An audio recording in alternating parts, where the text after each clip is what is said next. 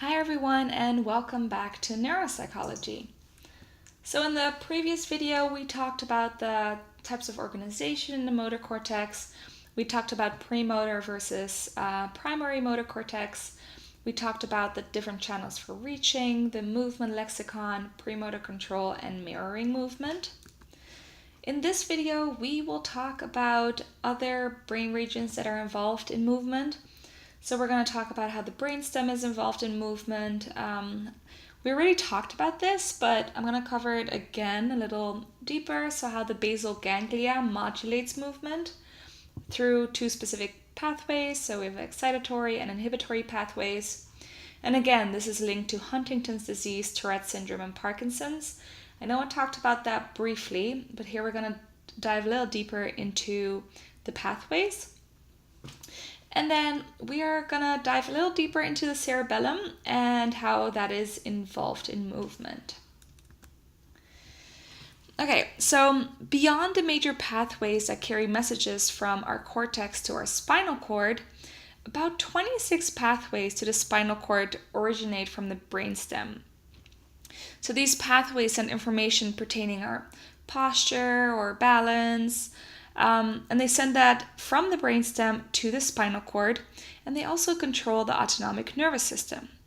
So other brainstem functions pertaining to controlling movement is, for example, in eating or drinking, and also in sexual behavior.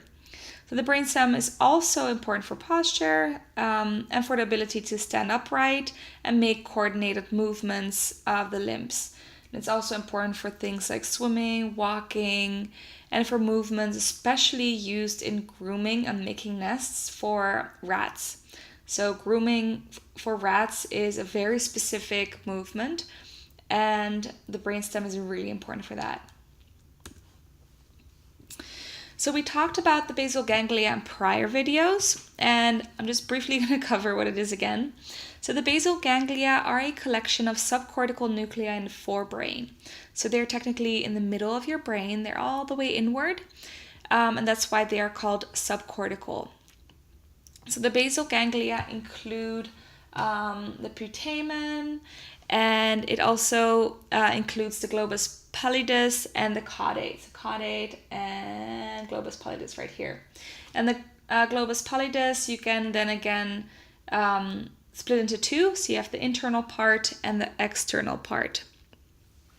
So the caudate nucleus technically receives the projections from all the areas in the cortex, and then it sends its own projections through the putamen and the globus pallidus to the thalamus, and from there it will go to the frontal cortical area, so to your frontal lobe.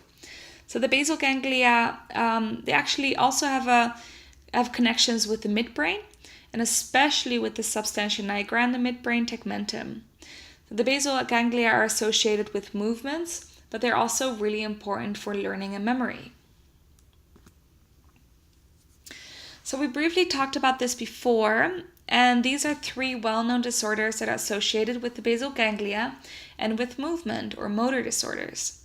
So Huntington's disease is a genetic disorder where cells in the basal ganglia, they progressively die off. So due to this, you get involuntary body movements, and these involuntary, they're kind of like dance-like movements, they're called chorea. And then in Tourette syndrome, patients have involuntary motor tics, so especially to their head or their face, and complex movements happen too, such as like hitting, jumping, and they also have involuntary vocalizations, and which sometimes includes curse words or animal sounds. So both of these disorders are related to cell death in the basal ganglia, and especially in the caudate and in the putamen. So here you have the caudate right here and the putamen right here. So this picture shows it pretty well. If you have a coronal slice like this is of the brain, the putamen is the outside of this beautiful little triangle, and then here you have the globus pallidus. So the globus pallidus, this picture doesn't show it that well. This side a little bit better. You have the internal part and the external part. So GPI is the globus pallidus internal, and GPE is the globus pallidus external. Okay, so we also already covered Parkinson's disease, which is also a movement disorder, but I wanted to talk about it a little bit more since we're talking about the basal ganglia a little bit more. So in Parkinson's, if you remember, people have difficulty initiating movement and they also have muscular rigidity. So tremors are also common movements. So they have less movement than they would like. So Parkinson's disease is associated with a loss of connections in and out of the basal ganglia, and especially with the substantia nigra in the midbrain. So here you can see the midbrain, and here you see right here was where the substantia nigra, or where it's supposed to be. And then in patients that have Parkinson's disorder, they have way less substantia nigra. So that's why it looks like it's almost not there. So the damage in the limbic system is involved in such opposite sets of symptoms, right? So in Parkinson's disease, there are hypokinetic symptoms, so there's less movement. And in the Tourette's and Huntington's disease, it's the opposite, so it's hyperkinetic, so there's more movement that they would like. So this suggests that the basal ganglia is one of the major areas that technically modulate movement. Okay, so what neural pathways technically enable the basal ganglia to modulate these movements? And how does it work that if the basal ganglia are lesioned, that you can either get a hypokinetic disorder or a hyperkinetic disorder?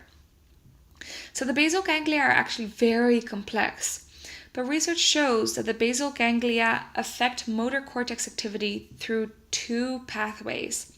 So we have one inhibitory pathway and an excitatory pathway. And the two pathways, they will converge on an area of the basal ganglia called the internal part of the globus pallidus, which I just covered is the GPI. So here you have the globus pallidus and here you have the internal segment. So the GPI then projects to the anterior nucleus of the thalamus, right here. And then the thalamus will project to the motor cortex. So the GPI right here, where's my mouse? The GPI right here is kind of like a volume control because it's at the output of the GPI determines whether a movement will be weak or strong. So if activity in the inhibitory pathway is high relative to that of the excitatory pathway, the GPI will be inhibited. And the thalamus, therefore, is free to excite the cortex as much as it wants, which will amplify movement. So again, when the GPI is inhibited, there will be more movement. However, if the activity in the excitatory pathway is relatively high compared to the inhibitory pathway, the GPI will be excited or be more active. So the GPI will put a brake on a thalamus or inhibit it, and therefore it will reduce the input to the cortex and decrease movement. So if the GPI is not very active, there's more movement, and if the GPI is active, there is less movement. So in Parkinson's, for example, cells in the GPI show excessive activity, and therefore it puts the brake on the thalamus, and the thalamus sends less connections to the cortex, so therefore there is less movement.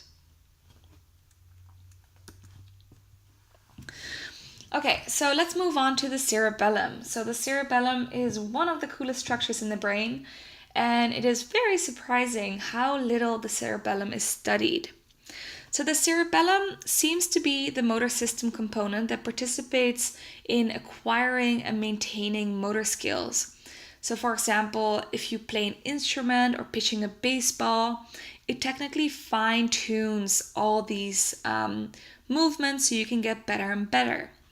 So cerebellum technically means little brain, and the cerebellum contains about 4 times as many neurons as neocortex, which is crazy because it's so much smaller.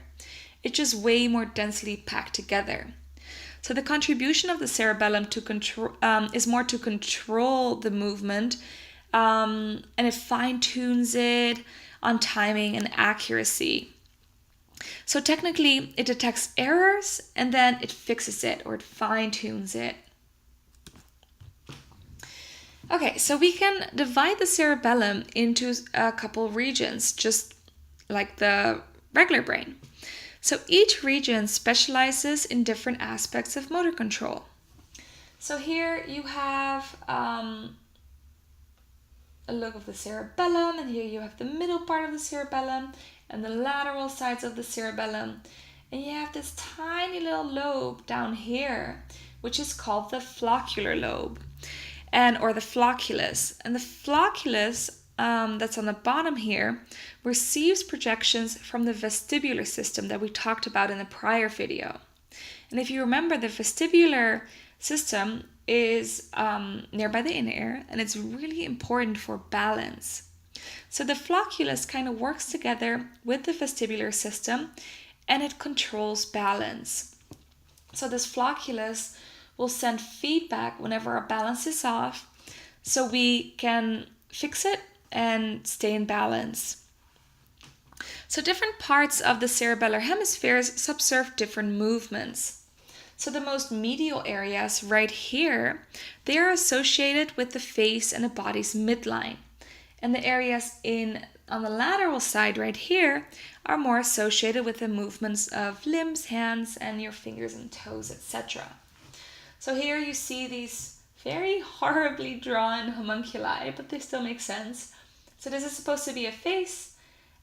This is also supposed to be face, and then here you have the hands, or the arms, hands, and legs, toes.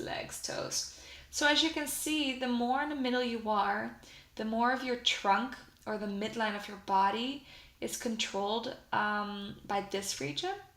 And then the more lateral sides of the cerebellum control your arms, or if you go even more lateral, your digits or your fingers and toes. So damage in the midline of your cerebellum will then disrupt balance and things like eye movement, since that's really nearby your midline. Also your posture, or how you stand upright, and walking.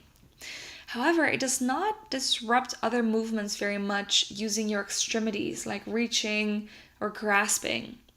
It does have an effect on kicking, because you do have to keep balance, but it doesn't have an effect on the actual kick itself. So damage to lateral parts of the cerebellum disrupt arm, hand, and your finger movements the most. However, if you damage any part of the cerebellum, it's so small, you will most likely have issues in other parts of movement too. So the cerebellum also contributes to maintaining movement accuracy. So it's kind of like there's a feedback circuit between the cortex and the cerebellum, where your brain can tell your body to adjust your movements. Okay, so here is a beautiful little schematic picture of that. So let's use an example when you're playing darts. When you throw your first throw and it's successful, you don't have to make any corrections on your second try, right? You just keep going the way you did before, because you want to keep hitting the bullseye. But if you miss, you will need to adjust. So one way your body can adjust is through the feedback system that you can see right here. So the cortex up here, it will send instructions to the spinal cord and throw a dart at to a target. So a copy of the same instructions will go to the cerebellum through the inferior olivary nucleus. So when you first throw the dart, the sensory receptors in your arm and shoulder encode the actual movements and then send a message about it through the spinal cord to the cerebellum. You can see that in blue right here. So it gets feedback from the actual movement. And the cerebellum right here now has these two types of information. It has your intended move, so what you wanted to do, and what you actually did. So the cerebellum will then compare those two movements, and it can calculate kind of what the error is and then tell the cortex how to adjust it. So then when you throw your next throw, it incorporates that correction. Okay, so this was the end of this video, and we have one more video to go for chapter 9, and I will see you guys back soon.